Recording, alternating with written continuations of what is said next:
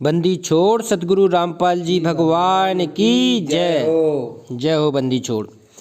बंदी छोड़ की सभी पुण्यात्माओं को दास का सत साहेब। सभी पुण्यात्माओं, ये वही पूर्ण परमात्मा सत कबीर है जो 8 सितंबर 1951 से शरीर प्रकट है। ये पूर्ण परमात्मा है जो तीनों लोकों में विचरण करके सभी जीवों का धारण पोषण करते हैं। ये पूर्ण परमात्मा सतगुरु के रूप में हमें प्रकट मिले हैं। तो ये हम लोगों के युगों युगों के पुण्य प्रताप का ही फल है कि आज पूरी साधना हम लोगों को मिल रही है, सहज में मिल रही है। कहते हैं सहज मिले भगवान, ये बहुत ही पुण्य प्रताप से मिलते हैं। तो बंदी छोड़ की सत प्रेरणा से नित्य नियम का सरलार्थ हो रहा है सहज वाणियों में, क्योंकि इसकी वास्तव में बहुत ज़रूरत है। जो नए भगत हैं, पुण्यात्माओं हैं, उनको इनके रहस्य और गूढ़ार्थ को समझने के लिए या इनके मर्म को समझने के लिए बहुत ज़रूरी है। तो कई वाणियों का सरलार्थ बंदी छोड़ की सत प्रेरणा से हो गया था। आज उसके आगे की वाणी लेते हैं। गरीब ऐसा सतगुरु हम मिला श्रुत सिंधु के मंच, अंडो आनंद पोख है बैन सुनाए कुंज। इसमें इतना गूढ़ रहस्य है, बंदी छोड़ ने इतना अनमोल इसमें तत्व ज्ञान छिपाया है कि इसमें जो सार नाम है, सार नाम तीसरा मंत्र है, उसके जाप को की ओर संकेत किया है कि कैसे श्रुत नृत्य का जाप होता है, वो इसमें पूरा उदाहरण के सहित समझाया गया है। तो बंदी छोड़ सतगुरु रामपाल जी भगवान ने इसको बहुत ही सहज भाषा में समझाया है। तो पुण्यात्माओं, ये वही सतगुरु हैं जो गरीबदास जी महाराज को 1727 में मिले थे। आज वही पूर्ण परमात्मा हमें रामपाल जी भगवान के रूप में मिले हैं। तो गरीब ऐसा सतगुरु हम मिला सुरत सिंधु के मंझ। सुरति कहते हैं इस तक पहुंचना है, श्रुत नृत्य तक हमें पहुंचना है। सिंधु मतलब समुद्र, जो ज्ञान का समुद्र है, उनके मंझ, मंझ मतलब होता है मध्य में। तो श्रुत और सिंधु के मध्य में हमें वो पूर्ण परमात्मा सतगुरु रूप में प्रकट होकर मिल गया है।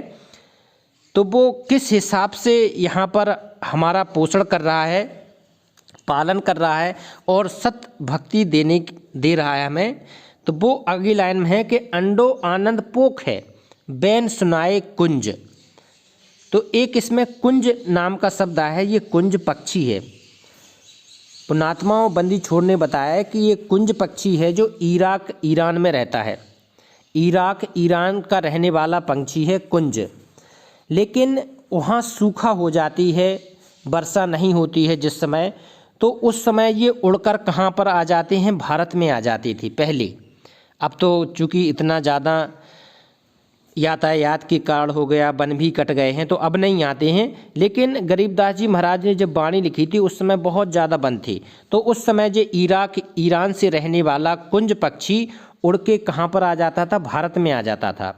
जो मादा कुंज होती थी, बंदी छोड़ ने बताया है कि जो मादा कुंज होती थी वो अंडे कहाँ पर छोड़ के आती थी, इराक ईरान में हजारों किलोमीटर दूर अपने अंडे वहाँ पर छोड़ के आती थी।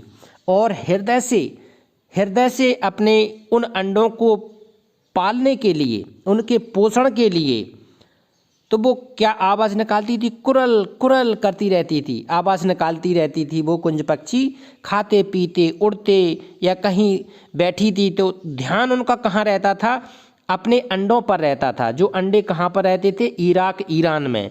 और उनको पोषण करने के लिए वो कुरल कुरल कुरल इस तरह अपने करती रहती थी। तो इससे अंडों का ध्यान करके उनके पास अपनी अंतर आत्मा से क्या ऊर्जा भेजती थी। तो उस अंदर आत्मा के द्वारा उसका पोषण होता था। किसका? अंडों का। अंडों का पोषण होता था उसकी कुरल कुरल कुलबुलाहट से, अंतरात्मा की कसक से। जो उसकी कसक होती थी तो कहाँ हजारों किलोमीटर दूर बैठी कुंज पक्षी अपने अंडों का पोषण वहाँ कर देती थी, जबकि वहाँ उसको कोई शरीर का स्पर्श नहीं कर रही है, किसी प्रकार की वहाँ छूना नहीं है, केवल अपनी कसक से। तो परमात्मा इसके माध्यम से बहुत ही सहज भाषा में बता रहे हैं कि जो भगत होता है, जो पुण्यात्मा होता है, जिनको तीसरा मंत्र प्राप्त हो जाता है, तो कहते हैं ये श्रुत नृत्य का मेल है। तीसरा मंत्र का जो जाप करना है वो कैसे करना है, श्रुत निरत, मतलब उस आपकी श्रुत टिकनी है सार नाम में। जब तक कि आपका तीसरे मंत्र में श्रुत निरत नहीं टिकेगी तो वो सफल नहीं माना जाएगा। वो इसी प्रकार से, जिस प्रकार से अगर जो कुंज पक्षी अपनी अंतरात्मा से, अपनी कुरलाहट के कारण उनके अंडों का पोषण करती है, इसी प्रकार से भगत को क्या करना है, अपनी अंतरात्मा से परमात्मा को याद करना है। श्रुत निरत कहाँ पर टिकानी है, परमात्मा में, सारनाम में टिकानी है, तब आपका सही जाप माना जाएगा। तो कहते हैं कि गरीब ऐसा सतगुरु हम मिला, श्रुत सिंध के मंझ, और अंडों आनंद पोख है, और बैन सुनाए कुंज। वो अंडों आनंद पोख है, पोख मतलब पोषण करती हैं अंडों का, बैन सुनाए कुंज, जो कुंजों की कुरलाहट होती है, कुरल कुरल, इनकी आवाज़ से वो अंडे पोषण हो जाते हैं।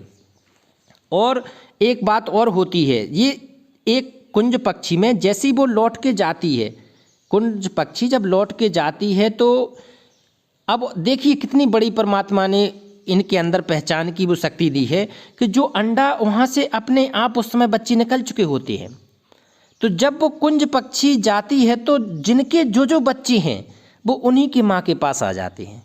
देखिए, तो ये क्योंकि वो उन्हीं की कुरल कुरल, उन्हीं के अंतरात्मा से उनको पोषण हुआ है, तो वो उन्हीं के पास पहुंच जाते हैं, अपनी अपनी माँ को पहचान लेते हैं वो बच्चे। तो इसी प्रकार से आज हमें पूर्ण परमात्मा सतगुरु रामपाल जी भगवान के रूप में पूर्ण परमात्मा मिले हैं बंदी छोड़, तो वो भी हमें इसी तरह पोषण कर रहे हैं। हर पल हम लोगों को इसी तरह अपने वचनों से पोषण कर रहे हैं, अपने ज्ञान से पोषण कर रहे हैं, भक्ति से पोषण कर रहे हैं, पांचों यज्ञ करा के ही हमको पोषण कर रहे हैं। तो पोषण जब हम जाएंगे तो वो निश्चित ही हमें पहचान लेंगे और हम भी पहचान लेंगे, क्योंकि बंदी छोड़ ने अपने सत्संग में बताया भी है कि त्रिकुटी पर परमात्मा सतगुरु के रूप में मिलेंगे। तो हमारी तो श्रुत निरत परमात्मा ही में ही लगी है, तो हमें पहचानने में भी कोई दिक्कत नहीं होगी। और वहाँ के बाद परमात्मा ने बताया है कि अपने पुण्य आत्माओं को वो अपने साथ विमान में बिठा के ले जाएंगे, और वहाँ पर जब हम लोग सतलोक में पहुँचेंगे तो वही पूर्ण परमात्मा आपको सतगुरु रूप में सिंहासन में मिलेगा। तो ये बहुत ही इसमें गूढ़ रहस्य छिपा था कि अंडों आनंद पोख है, बैन सुनाए कुंज। ये बहुत ही अनमोल वाणी है बंदी छोड़ की। तो ये श्रुत नृत्य का मेल है, ये बंदी छोड़ ने हम लोगों को बताया। अब आगे देखते हैं, गरीब ऐसा सतगुरु हम मिला, श्रुत सिंध के नाल, और पीताम्बर ताखी धरो, बानी सबद रसाल। ये भी बहुत अच्छा है कि ऐसा सतगुरु हम मिला, हमें वही सतगुरु मिला है जो बंदी छोड़ गरीबदास जी महाराज को मिले थे। कौन? पूर्ण परमात्मा कबीर साहब। तो हमें भी वही पूर्ण परमात्मा कबीर साहब बंदी छोड़ सतगुरु रामपाल जी महाराज के रूप में मिले हैं। ठीक है। श्रुत सिंधु के नाल, श्रुत सिंधु के नाल, ये वाणी स्पष्ट हो जानी चाहिए कि वो श्रुत निरत वाली स्थान पर पहुंचने के लिए सिंधु ज्ञान का सागर के उसके नाल के पास में हमें एक ऐसा सतगुरु मिल रहा है। उस सतगुरु की पहचान उन्होंने क्या बताई है कि पीताम्बर ताखी धरो। देखो पीताम्बर क्या होता है?